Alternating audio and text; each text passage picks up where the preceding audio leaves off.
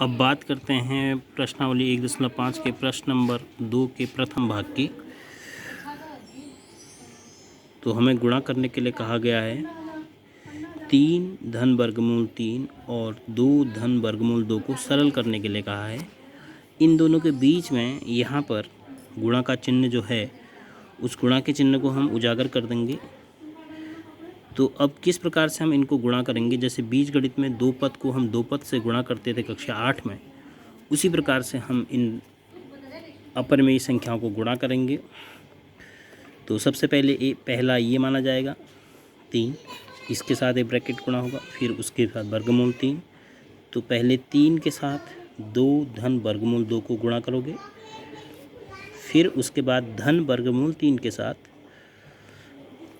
2 धन वर्गमूल 2 को गुणा करोगे। यानी आपने पहला ब्रैकेट ब्रेक कर दिया, पहले ब्रैकेट का 3 ये लिखा और पहले ब्रैकेट का वर्गमूल 3 ये लिखा। तो अब इनको गुणा करके 3 दूनी 6, इससे ये भी गुणा होगा और धन 3 से ये गुणा नहीं होगा क्योंकि ये वर्गमूल 2 अपरिमेय संख्या है और ये परिमेय संख्या है, तो इसको आपने इस प्रकार से लिखना पड़ेगा 3 वर्गमूल 2।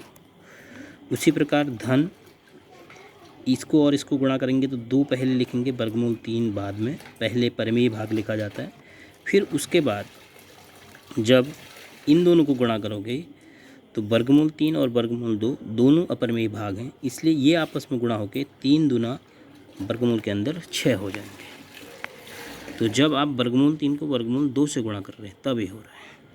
अब इसमें से आपने ये छांटना है कि कौन एक जैसे हैं। अब यहाँ पर हमें सभी अलग अलग भाग दिख रहे हैं।